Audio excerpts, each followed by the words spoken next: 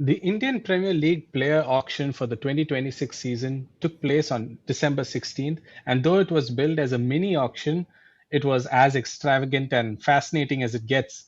Cameron Green, the strapping Australian all rounder, was expected to be the biggest draw at this auction, and the Kolkata Knight Riders went all out for him, eventually buying him for 25.2 crore, the costliest overseas player in IPL history. There were also other big signings such as Matisha Patirana, Mustafizur Rahman, both to KKR, Liam Livingston to Sunrisers Hyderabad. But the biggest talking point and the heroes of the day were the uncapped Indian players, Kartik Sharma and Prashant Veer to CSK for a whopping 14.2 crore each. Akib Nabi to Delhi Capitals, Mangesh Yadav to RCB. These were among 9 players to attract more than a crore at this auction. In all, 77 players were signed at the auction as franchisees spent 215.45 crore combined. I'm Ruben Joe Joseph, your host for today on In Focus. And today, all the way from Abu Dhabi, we have Amol Karhadkar back with us on the show today to dish out the juicy details and analyze the biggest trades and shopping trends of the IPL teams on a night when Indian domestic players were the biggest winners. Amol, thanks for joining us. Give us your first impressions of this auction and what was the general mood in the team camps in Abu Dhabi? Thanks, Ruben. Just to begin with, it was perhaps the most well organized overseas IPL auction, the third successive IPL auction that was held overseas, uh, thanks to the Hindu, that I was privileged to be a part of it, and it looked very neat. Most importantly, uh, it turned out to be quite an extraordinary day's proceedings, right? More than all the hustle bustle in Jeddah last year, where it was a full rejig for all the teams. Here, just imagine we had, as you mentioned, the costliest overseas buy. Specifically, Cam Green emerged as the most expensive player, sorry, the most expensive Australian player in IPL history. Then Matisha Patirana became the most expensive Sri Lankan player in IPL. Later in the evening, Mustafizur Rahman becomes the most expensive Bangladeshi player in the evening, in the IPL, and in between we had this spree of domestic uncapped players who also shattered all sorts of price tag records for uncapped players, especially uh, Kartik Sharma and Prashant Veer. So, what more can anyone who actually needs that auction high to actually have his day full? That's how I would sum up this whole day's proceedings. We'll obviously talk a little more in detail about the teams as such, but this is how it can be summed up in a nutshell, I guess. Right, right. And to all our listeners, please go and read Amol's coverage in the Hindu today to get a full picture of what went down at the player auction. Speaking about uncapped players that you mentioned, they made the big bucks this time. But you noted in your piece, while the scale of the spending may have surprised viewers and fans, it was far less unexpected inside the auction room. Tell us more about this. Yeah, exactly. And that's one of the reasons, without saying it in as many words, we at the Hindu planned a piece on the uncapped domestic players to watch out for in the auction. Because, see, this auction pool in itself, forget about what the teams wanted and all. The supply of match winning international or match winning overseas players in this auction pool was limited. So the franchises that were going to spend big were going to spend big on Indian talent, more so on uncapped talent, with an eye on the future, right? CSK specifically had hinted at it, uh, at the sort of change of winds or change of guard midway through the 2025 edition, when they suddenly shifted focus from the tried and tested strategy to actually trying out a lot of newbies. They blooded in someone like Dewald Bravis as a replacement player in the middle of the season. Plus, you had the likes of Ayush Matre who were tried out. They tried out a couple of other Indian domestic uncapped players also. So they just had to do the same.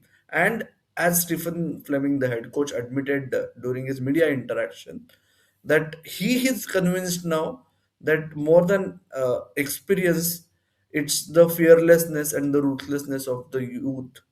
He referred to this generation as the T20 babies.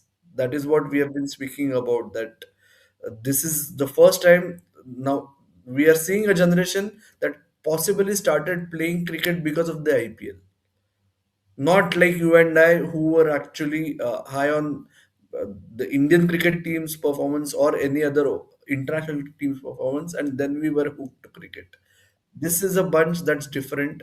So actually, for them, the genes of T20 cricket are like they're sort of inborn with it, and that has reflected in their auction prices also. Whether they can actually convert it into a sustainable performance should not be judged purely based on their auction prices. That's the disclaimer. Yeah, T20 babies is a nice term. Tell us more about, these uncapped players. Who were the big picks this time? Who were the ones who, the youngsters and the uncapped players who really were pulled by the major teams, and especially CSK in this case? Yeah, we had see CSK. If we have to start off with, it's obviously going to be about Kartik Sharma and Prashant Veer, right? Kartik Sharma is a wicket-keeping all-rounder. Yes, rings a bell, right? So Kartik Sharma is one who has been instrumental for Rajasthan. Okay, and see, Kartik Sharma, then Prashant Veer, who we had included in our domestic uncapped players to watch out for in the auction. Prashant Veer is being looked at a possible like for like replacement for the future for Ravindra Jadeja because he offers the same skill set. Okay, he is a hard hitting top order batter, that's the difference, and he is a left arm spinner. So that way, they're looking at Prashant Veer to groom into that sort of a role. Then I did mention about ringing a bell and the T20 babies. The impact of Mahendra Singh Dhoni on Indian cricket ecosystem will be reflected in the fact that four of these nine domestic uncapped croropatis are wicketkeeper batters. Just imagine. Okay. So Kartik Sharma is not a rarity. Kartik Sharma is one of them. You have someone like a Veer Singh. Uh, okay, give me a moment. I'll just open the list and I am still lost because it so happens that in the auction proceedings, by the end of the day, Yeah, if there'll be you so many players that you just keep seeing on and you on. Yeah. just you just end up losing track of and you get into a sort of a void as such and confused about who exactly went to whom. It does happen at times. So you have Salil Arora, who's also a Punjab wicketkeeper batter who was snatched by Sunrisers Hyderabad. Even Mumbai Indians showed interest in them. So these are some of the big domestic players who have proven themselves time and again in the limited opportunities they have got at a higher level. Let's not forget, one of the big aspects in this is the emergence of state intrastate T20 leagues that have been televised.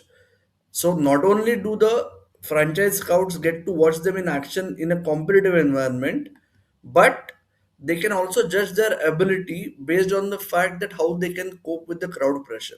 Because most of the state leagues do draw huge crowd turnouts like in thousands, and that is another skill that is tested inadvertently. So based on that, they decide to invite some of these guys for trials, but to do well in a simulation scenario in a trial is one thing, to actually translate it into performance at the IPL stage is another. That's something that I am very personally very keen to see whether Akib Nabi, given an opportunity, can do the same. Akib Nabi has been a seasoned domestic guy. Year after year, he picks a bag full of wickets in the Ranji Trophy. The impression about him among the IPL franchises before this year was he's a handy swing bowler with the red ball. With white ball, his pace and his movement both will have limitations, so we are not sure whether he can succeed in IPL. This time around, he has staged a turnaround by picking wickets in the Syed Mushtaq Ali Trophy, the Interstate T20 Trophy also. So he has gone for 8 crore plus price tag. In fact, he was the first one in that uh, pool of uncapped domestic players who went for big prices. So I will personally be interested in seeing whether Akib Nabi actually uh, actually translates what he has been aspiring for. He made a famous comment that this time around he was just not expecting everything, because for the last 3 or 4 years, every year before the IPL auction, he used to be glued to the screen hoping for someone to raise the paddle. Seldom did his name come up. This time around, he has got a windfall. Let's see how he actually uh, does on the field. But again, like I said, Akash Ambani did mention something like what I wrote in the piece. It's like the mutual fund disclaimer, right? All the investments are subject to market risk. So all of us, cricket fans, should remember that a player's value at an auction table does not necessarily reflect his worth on the cricket field. And that's why someone like Cranes Fuletra, a left arm unorthodox spinner from Saurashtra, who was one of the domestic uncapped players to watch out for, he went only for his base price because he was slotted right towards the end of the uncapped set.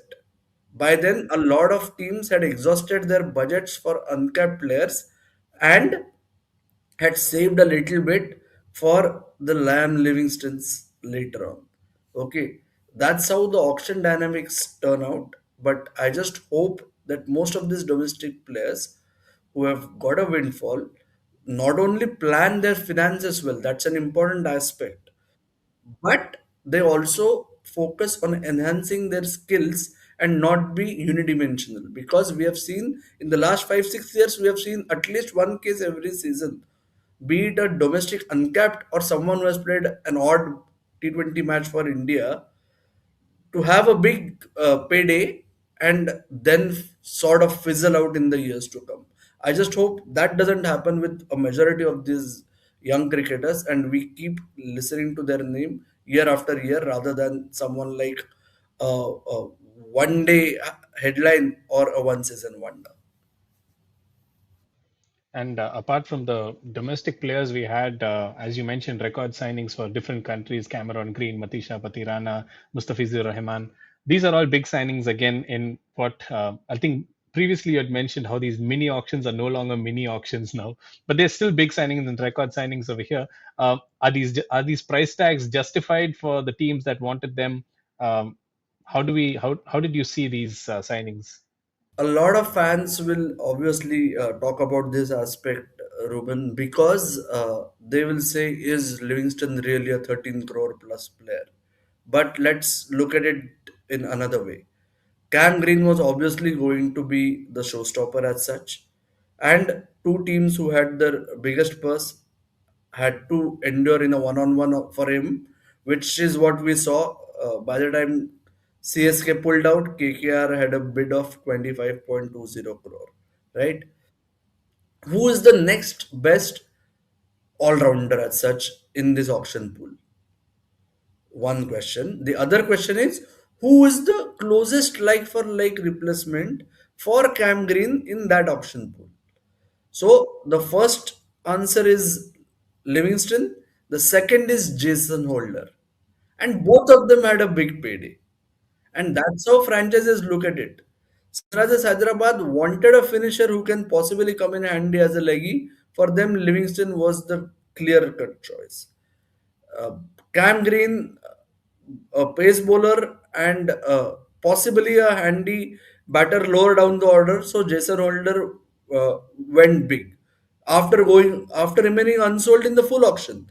That's how auctions actually turn out to be. So every year we see such odd surprises. Mustafizur Rahman, for instance, KKR have invested heavily in Matisha Patirana, primarily for that second half or death over specialist's role.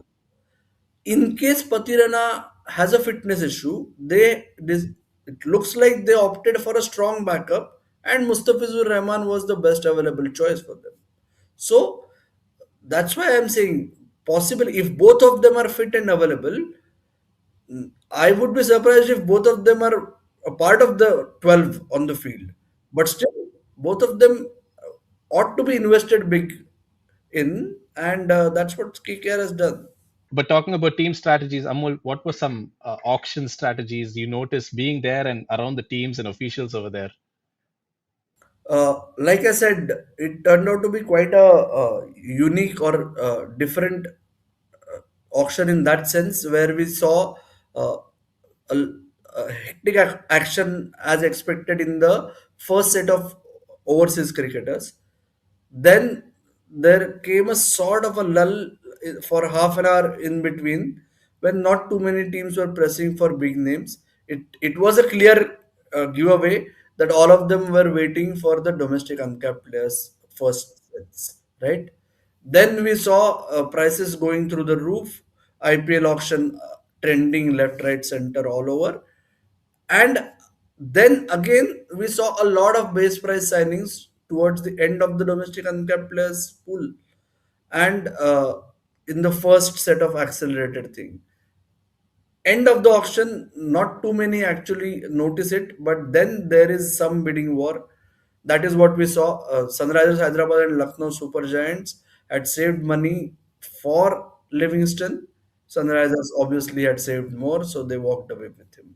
So these are some of the auction dynamics that come to the fore every year, and that is what the teams were expecting. It's like just after the second set, the fifth set, there was a media interaction, and Rajasthan Royals lead owner Manoj Badale did mention in that you will see a lot of rich domestic uncapped kids in the next 90 minutes.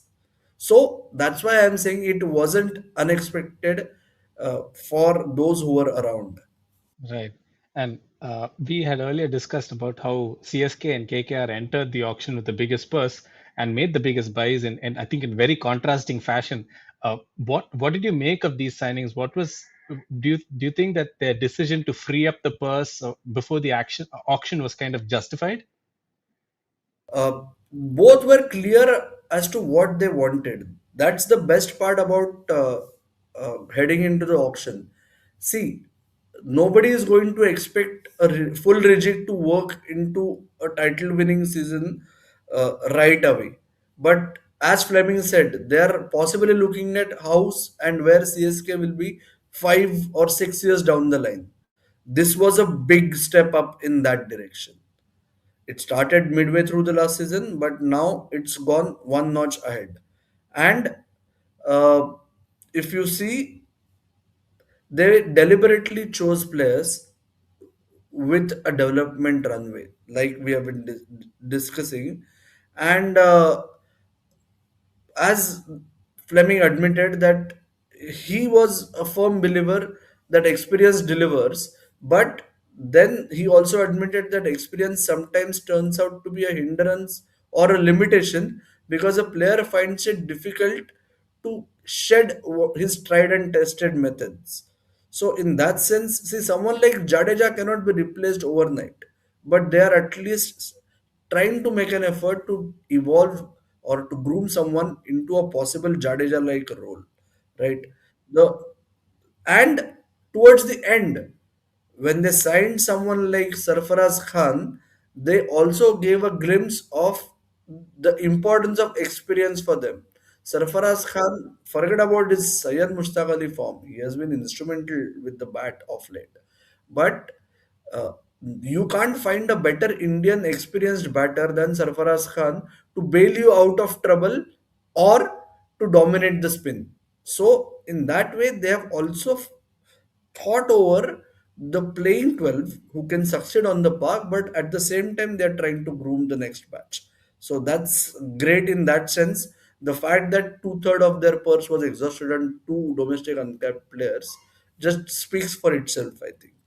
For KKR, I think they just had to fill in particular gaps because even though they had only 12 players on their roster, their core of the playing 12 in IPL was more or less set. So they went for, as we discussed earlier, a death over specialist. Then they wanted someone who can actually bat right through the innings, someone like Cam Green, right? Uh, and For the spin department, they didn't have too much to worry. But some of the domestic signings are also quite interesting. It has that Abhishek Nair stamp on them, uh, considering he works quite extensively with the almost ready set of players when it comes to first class or international cricket. So I think KKR also in that respect, uh, they had the purse. So to create two strong pace backups was not an issue for them once they knew that they got Cam Green for 25 crores, which was quite reasonable considering the purse they had. They could have possibly extended to 5 more crores. Then they would have had to rejig the strategy on the go when it came to the other overseas signings. But otherwise, I think both of them, it looks like they have got what they wanted, which is what essentially every franchise says after the auction. But this is how I can interpret these two teams' balance as. Yeah, and apart from CSK and KKR, which teams do you think emerged stronger from this auction? I know it would take a whole hour to analyze, the teams, but if you could give us a quick glimpse of which of these IPL teams, the remaining franchises, came out strongest, that would be good. Okay, so let's begin with Mumbai Indians and Punjab Kings, who were least involved in the auction because Mumbai Indians had 5 slots and the least amount of purse that they went into an auction with, or perhaps the smallest purse for any team in the IPL auction, 2.75 crores. So they hardly had anything to do, and Punjab Kings had only 4 slots to fill. So both of them didn't have too much to do in that sense. Mumbai Indians requested for Quinton de Kock to be added to the auction pool. They got him for base price. Uh, Punjab Kings had let go of Josh Inglis, or it just did not work out. You will see Neswadia explaining the rationale behind it in a video that will release soon. And So they had only 4 players. Josh Inglis replacement, Cooper Connery, they have invested in. It will be very interesting to see how he turns out to be in place of uh, Josh Inglis and possibly Glenn Maxwell. So two slots in the 11 are already open for them. Let's talk about some of the other teams. Sunrisers Hyderabad, not too many will talk about them, but it looks like uh, they have had a good day. So are Royal Challengers Bangalore, I think, because Royal Challengers Bangalore, uh, uh, historically they have been imbalanced, but they have got their act right in the 2025 edition, and without tinkering with the set combination that brought them their maiden title in 25, it looks like they have created strong backups. And I am personally very happy with their investment in a domestic uncapped player like Vicky Ostwal, someone who was a part of the under 19 winning World Cup and someone who has spent 3 years with Delhi Capitals before remaining unsold last year and not getting a game in the IPL. He is a handy all rounder, that Jadeja like all rounder. He worships Akshar Patel like anything. So he can be a handy investment considering Vicky Oswal has worked extremely hard on his power rating of late. So that will have to be seen. Delhi Capitals, most of their buys were base price buys, which is quite unusual. They have brought in Ben Duckett. If Ben Duckett actually gets going, we know what he can do. He hasn't been able to, as Indian viewers especially, haven't seen what he can do in T20s also. He can be a handy uh, wicket keeping option also if required. So that Fraser McGurk replacement is sorted for them. And let's not forget Delhi Capitals at the very end of the auction finally made a bid for Prithvi Shaw. Prithvi Shaw is back in the auction. Whether Prithvi Shaw will be back with a bang on the field, that will be an interesting point right through the auction. Then who else? Lucknow Super Giants. Lucknow Super Giants had a big trade in Mohammad Shami ahead of the season. Uh, so in that sense, they had a lot of their core work done prior to the auction. Here it looks like they're focused on floaters between numbers 4 and 6, and possibly in terms of bowling, someone who can actually come in handy in multiple phases, not just a power play or death overs. And that's the sense I get from the signings that they have gone for. Rajasthan Royals obviously wanted a proven spinner. Ravi Bishnoi was expected to be on their radar, and they got him at a reasonably decent price. So I think Rajasthan Royals will also be happy with it, because we have seen that Rajasthan Royals have been at the forefront of nurturing that young talent.